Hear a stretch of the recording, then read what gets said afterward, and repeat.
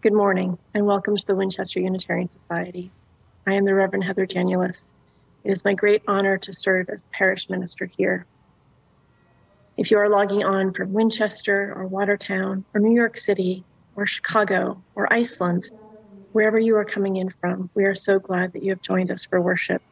Your presence and your attention helps make this sacred time and sacred space. Here at the Winchester Unitarian Society, at the building, we're doing something a little bit different this morning.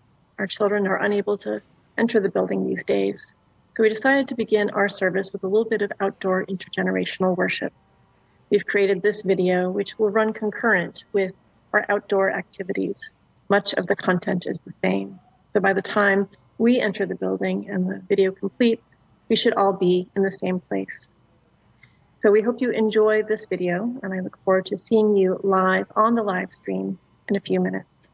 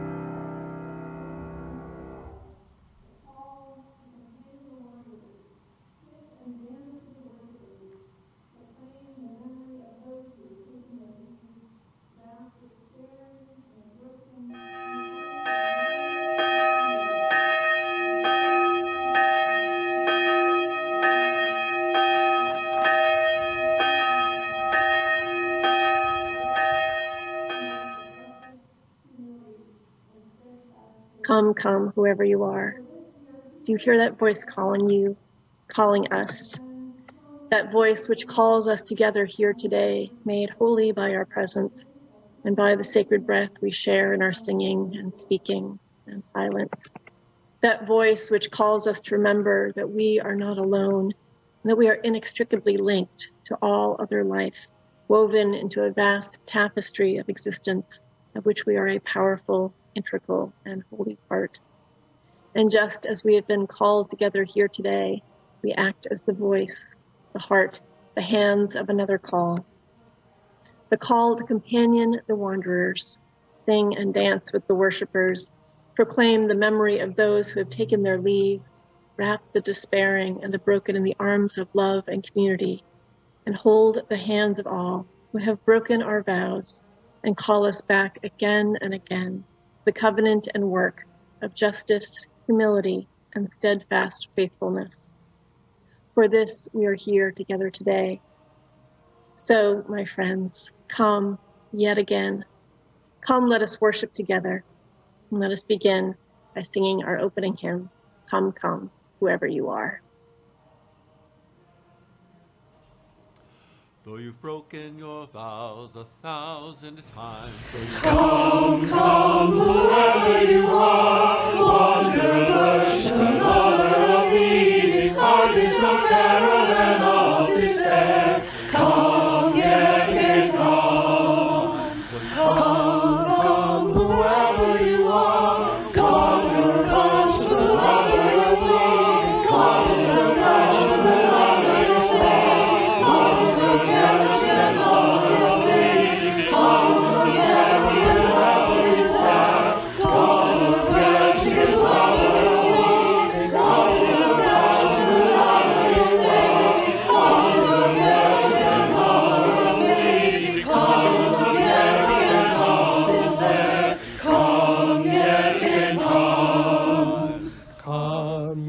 Again, come.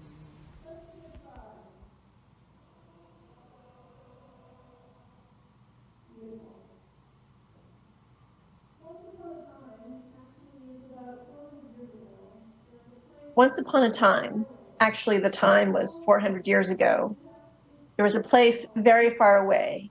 It was called England. It is still called England. England was ruled by a king. Actually, there was a long line of kings. The kings had control over everything, including religion. For many in England, there was little difference between the king and God.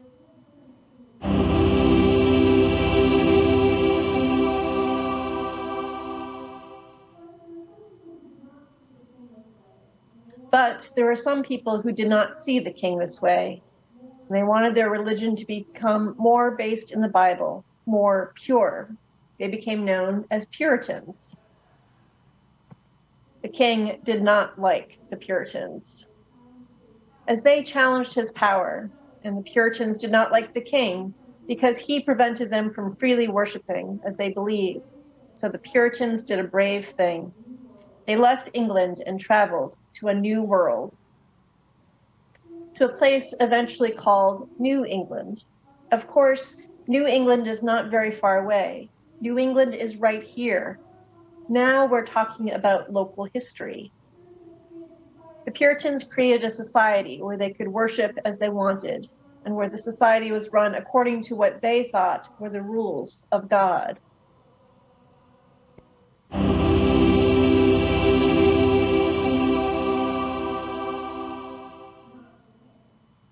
They created churches where the church community was the ruler of itself, not the king.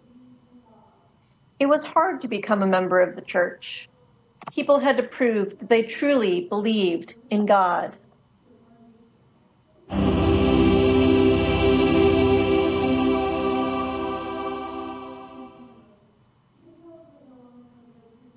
But those accepted into the church made a religious promise to the congregation. It was called a covenant. One of the first covenants was the Salem Covenant, written in 1629. You can tell it was written a long time ago because of the old-fashioned language. We covenant with the Lord and with one another, and do bind ourselves in the presence of God.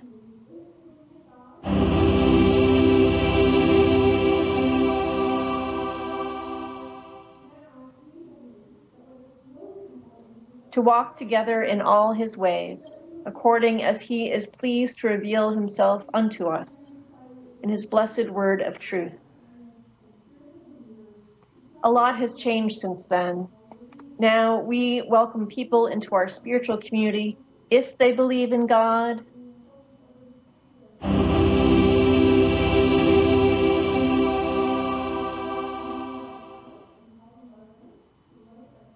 or don't believe in God. Now we believe that what is most important is that we share the same values and that we believe in each other. The Winchester Unitarian Society is a direct but distant descendant from the Puritan believers who traveled here long ago. While we believe different things now, we still rely on spiritual promises, and we still believe in the importance of religious freedom and the ability to decide what is right for us as a community. Our chalice lighting words are a modern form of that first covenant written in 1629.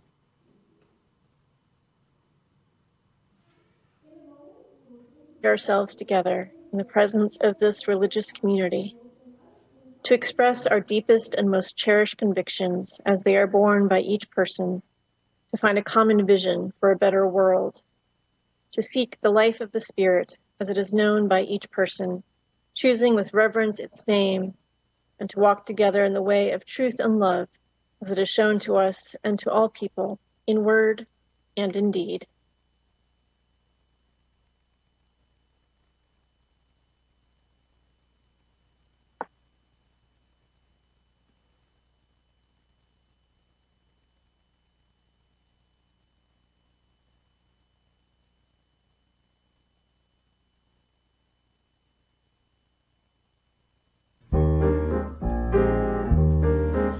May the light within you shine before you every day. May the light within you shine before you, guide your way, guide your way. May the love we share surround you and chase your fears away. May the light within you shine before you. This we pray, this we pray.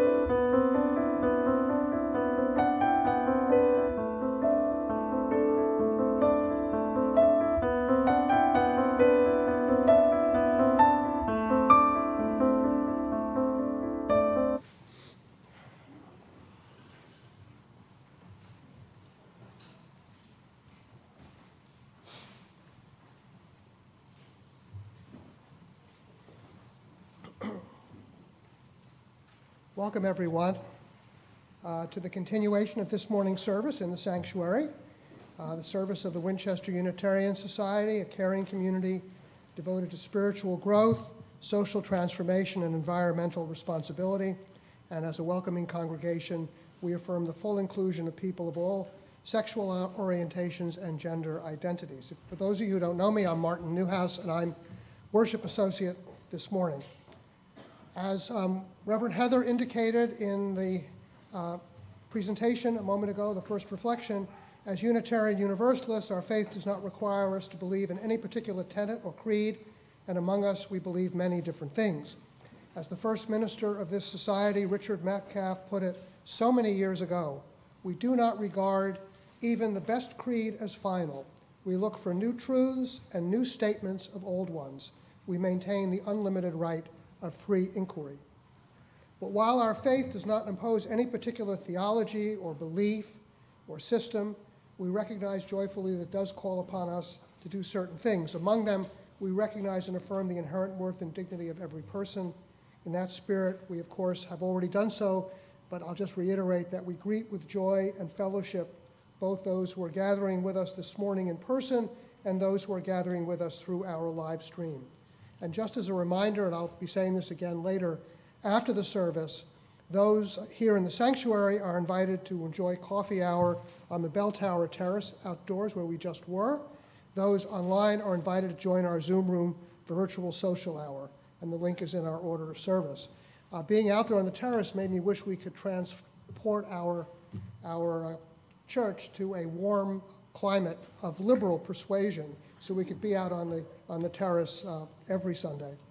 Anyway, this morning there's just one announcement to which I now invite you to pay attention. The church's annual community dance, sponsored by the Cherney Thomas's Fund, will take place today in our parking lot from 4 to 6 p.m. Come and dance to live music, led by caller Marcy Van Cleve, Masks are required even outside, but fun is guaranteed. Okay, let us now continue our service, opening our hearts and minds to a time of centering.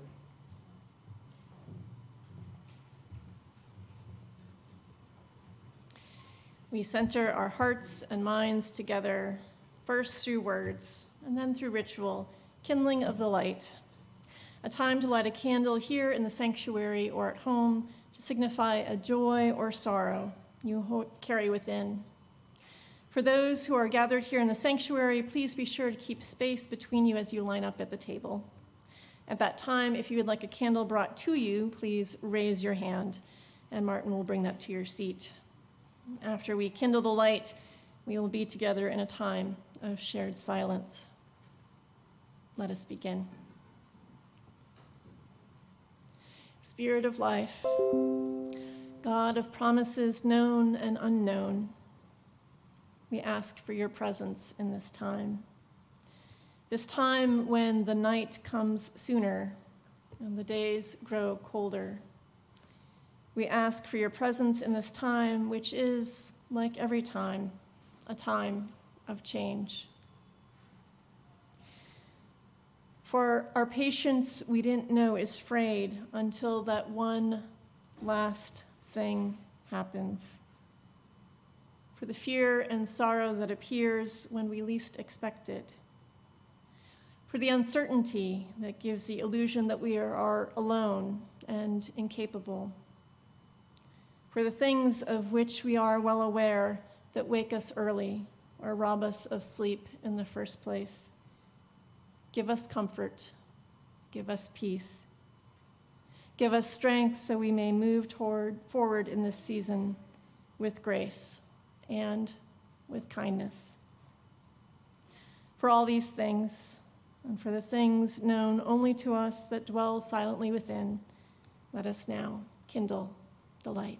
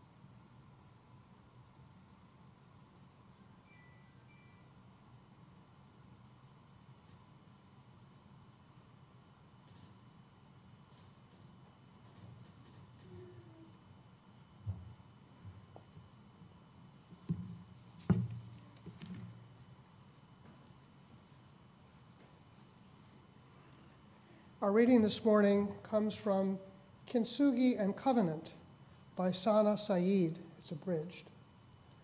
So I will begin the reading. And these are the author's words. When I think about covenant making, I think of kintsugi. Kintsugi is a Japanese practice of repairing broken pottery in which cracks are filled with golden paint, highlighting the shapes of the cracks. The golden traced shape of the flaws adds to the beauty of the piece. And if I may have an aside, we have here an example of a bowl repaired that way. I think it's hard to see. It'll be on the table if you want to come inspect it, but I think you can all see how beautiful it is. How beautiful this bowl is, a broken bowl repaired in that method of kintsugi with the golden paint, which gives it something very special. To return to the reading. I learned kintsugi when I lived in Tokyo, and the process often made me think of the ways we deal with our own brokenness in life. I was recently able to practice kintsugi with a chalice that I ordered online. It arrived broken in several places. I decided to use kintsugi as a meditative practice. It allowed me to reflect on the ways brokenness and grief were part of my life this past year during the pandemic, but also on healing. Author Laura Casely writes, quote, "A much-used, well-worn object is considered beautiful for its history and for how useful it has been. The cracks signify an event in the life of this bowl, the way a scar or a laugh line might signify an event in a person's life. It reminds us that the things we think are flaws, like scars, blemishes, wrinkles, or other signs of our own wear and tear, are actually signs of our unique growth and stories. Kintsugi taught me to enter co-creating covenants humbly, knowing we will make mistakes. While we will aspire to stay in right relationship, there will be times when we will break the promise we make. After some time, when the glue dries and the pieces of the chalice are holding themselves up, we then trace the cracks of the once broken chalice in gold, symbolizing the ways we renewed our promise and deepened our relationship. Covenant-making work can be joyful work, but it is hard. It calls us to being accountable when we harm. Consider the words of Mia Mingus from her blog post, Dreaming Accountability. What if accountability wasn't scary? What if our own accountability wasn't something we ran from, but something we ran towards and desired, appreciated, held as sacred? What if we cherished opportunities to take accountability as precious opportunities to practice liberation, to practice love, to practice that which we can only practice in real time? We can only practice courage when we are afraid. We can only practice taking accountability when we have wronged or harmed or hurt. Practice yields the sharpest analysis. Think of what it would be like living and knowing that covenants you have committed to are like a cracked, illuminated, and healed dish, covered in gold cracks, highlighting the beauty of the ways we come back together into our beloved community. May that thought give us hope and ground us in resilience, knowing we can do the work of liberation rigorously if it means we all can be free. There ends the reading.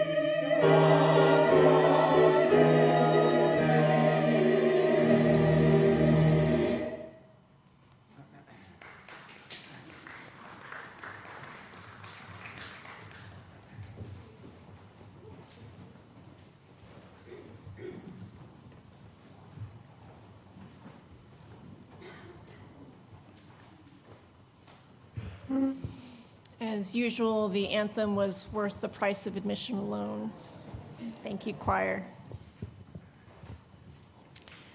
This morning in our first reflection, I shared a story, and I want to share another story. In the first weeks of my first ministry, a woman came to see me. Nearly 90 years old, she was a lifelong member of that church. Her parents had joined in the late 19th century. She didn't like change, she said.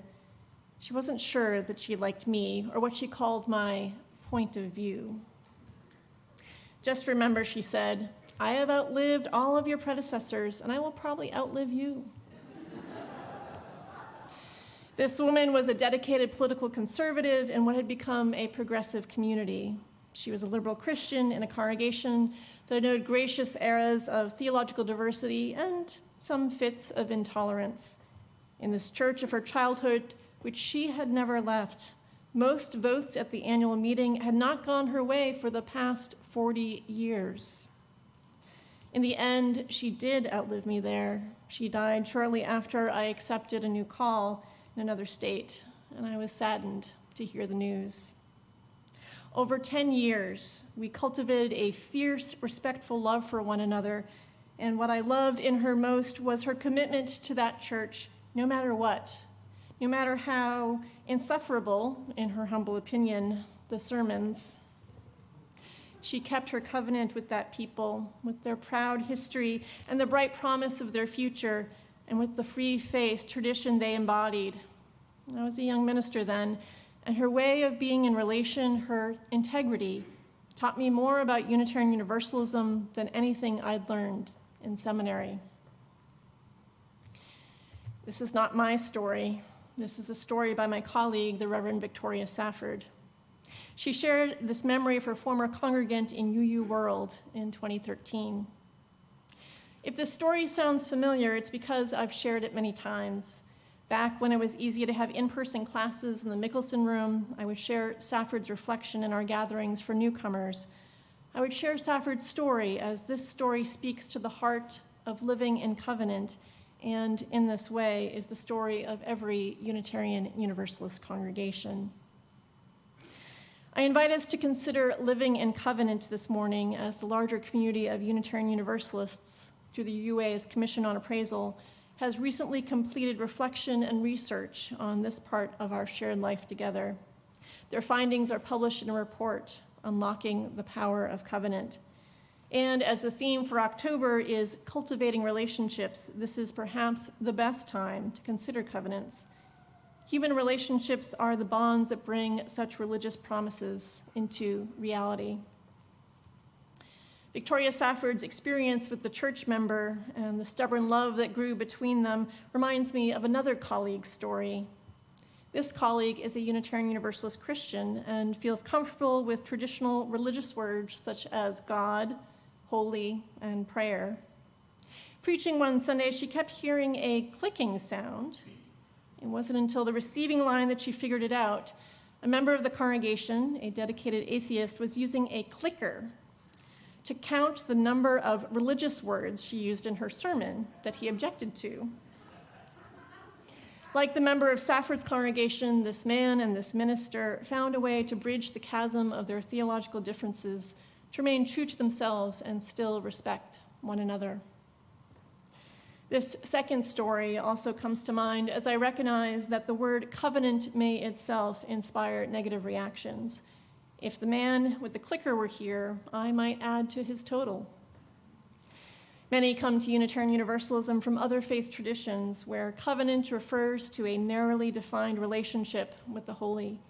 As noted in Unlocking the Power of Covenant, covenant may also speak to a relationship created without individual intention or consent, with God laying claim to a people and, with this claim, clear expectations for their practice and behavior. Many of the musical elements in today's service illuminate the power and beauty of the relationship between a people and their God. Such a covenant with the divine is a meaningful and life-giving connection.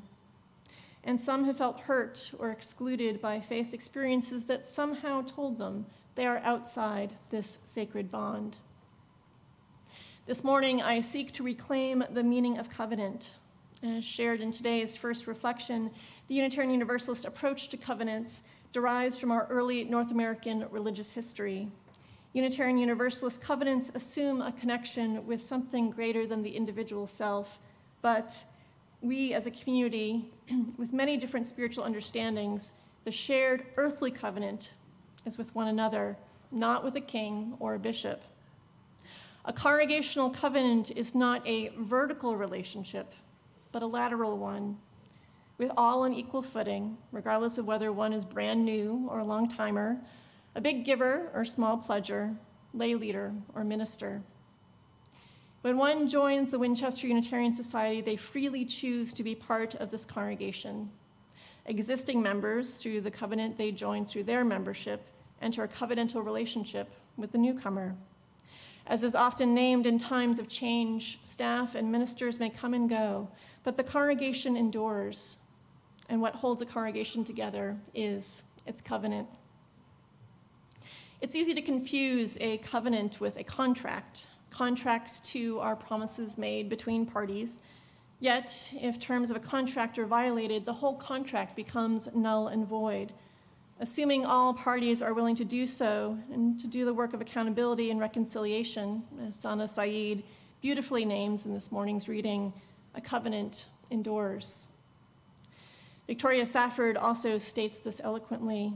A covenant is not a static artifact and is not a sworn oath. A covenant is a living, breathing aspiration made new every day. It can't be enforced by consequences, but it may be reinforced by forgiveness and by grace when we stumble, when we forget, when we mess up. At their best, worship services are sessions of one long conversation, divided by 7-day intermissions when we go out into the world to gather more experience and questions and return to the dialogue.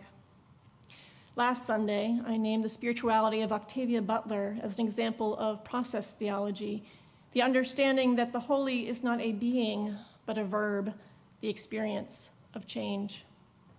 In this way, I believe that living in covenant is the central spiritual practice of a Unitarian Universalist congregation. We grow and change through our experiences with one another, as much, if not more, than the spiritual ideas we hear under this roof. Whether it is participating in an adult education program, or attending a committee meeting, or memorial service, or cleaning up after a potluck, Unitarian Universalism is primarily expressed in how we do these things together, not just the content of these gatherings. Through living in covenant, congregational life becomes a laboratory where we all bring our spiritual homework. For church is, as Unitarian theologian James Luther Adams once said, where we practice being human. This would be a good time to reflect on the Winchester Unitarian Society Covenant. However, like many congregations studied by the Commission on Appraisal, we don't have one. Or we don't have a written one. Every community and culture has expectations of its members. How conscious this congregation wishes to be about its expectations is in itself a choice. About 8 years ago, when this congregation was in the midst of deep conflict, then intern minister Heather Concannon invited members of the congregation who were seeking a path towards healing and preventing future strife to consider crafting a covenant. The group's task was, in the words of Walter P. Hearst in Redeeming Time, to articulate the common understandings, agreements, and promises made by the members of the congregation that define their mutual obligations and commitments to each other as they try to live their faith and vision. Reverend Concannon offered the vision of right relations, of close, supportive, and loving relationships as that which would be sustained by a covenant, articulated, embraced, and perpetuated by the Society's members and friends. I do not believe that supportive and loving relationships require a covenant. Yet I also believe that having a shared understanding of why we are here and how we are called to be with each other has value. If you are new to the Winchester Unitarian Society, you might notice that there is a covenant in our worship service, the affirmation of shared ministry. It even includes the line, "We make and reaffirm this covenant this day." This affirmation became part of our corporate worship, not to become our covenant, but to recognize our covenantal way of being. Before we read this affirmation in worship each week, there was a ritual of the minister blessing the offering. Experience of this ritual was mixed by our members. One was disappointed that this ritual was short and perfunctory. Another was annoyed. "It's our money," she said. "Why are you touching it?"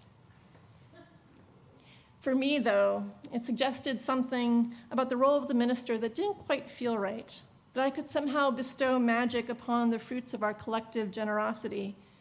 I wanted instead something that framed the gifts we give to the society and share with other organizations as symbols of our shared values.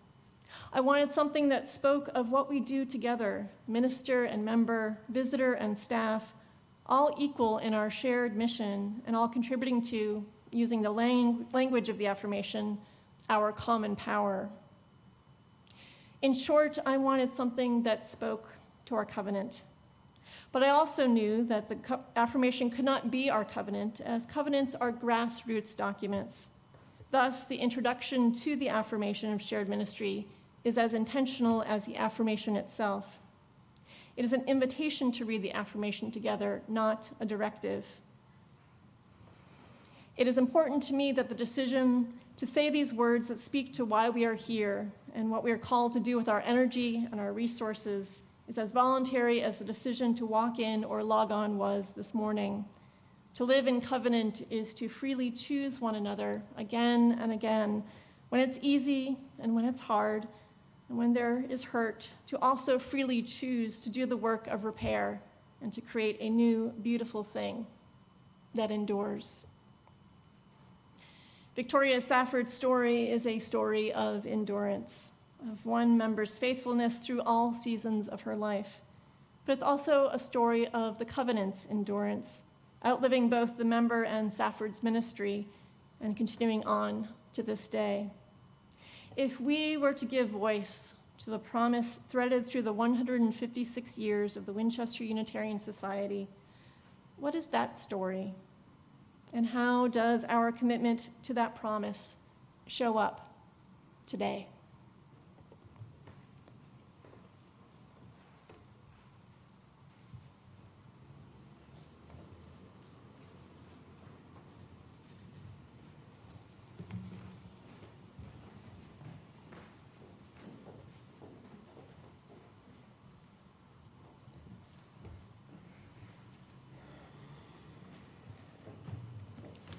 One hope for goal of our church is to encourage all who gather here together, either physically in the sanctuary or through live streaming, to grow more generous not only in spirit but in our actions.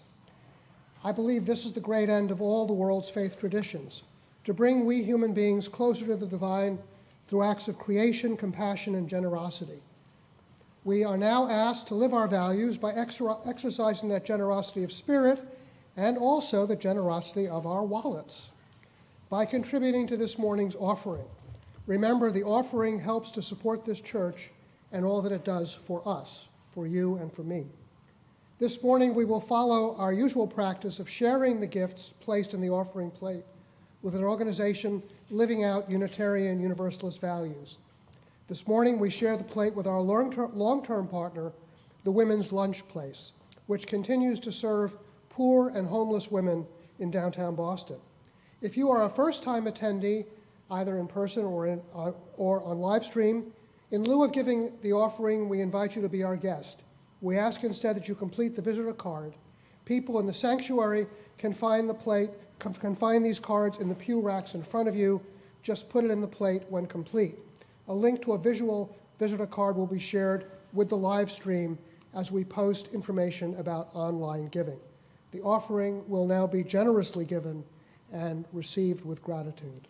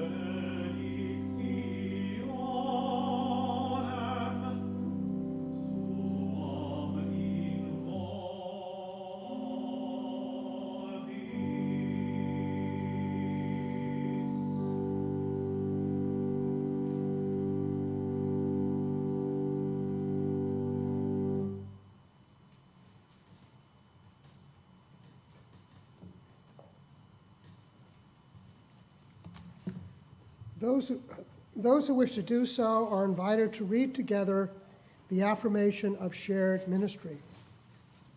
We gather not for ourselves alone, but to use our common power to build the beloved community within and beyond these walls. We create and reaffirm this covenant this day to make justice flourish, to practice compassion amidst difference, and to embody transformative love. Let us now rise in body or in spirit to join in singing our closing hymn, number 318, We Would Be One.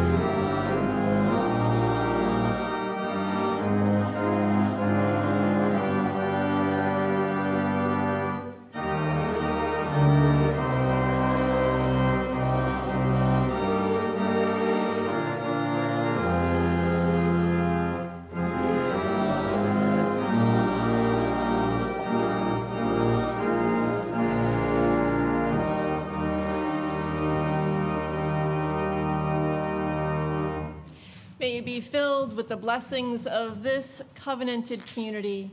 May you carry them with you as you depart from here. May you discover the places in the world where these blessings are needed. May you have the courage to share them. May there be a space within you to receive the blessings of the people whom you'll meet along the way. Go in peace. Amen.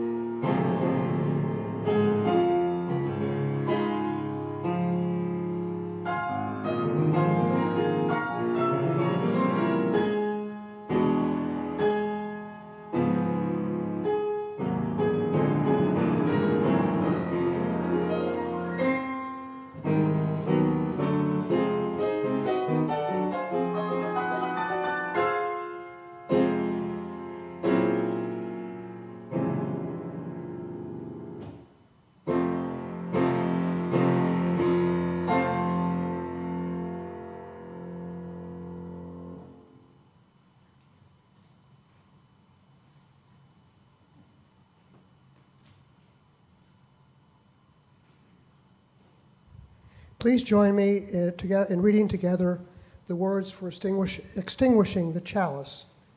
We extinguish this flame, but not the light of truth, the warmth of community, or the fire of commitment.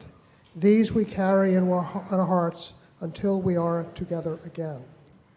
The service has ended, but our life of service continues.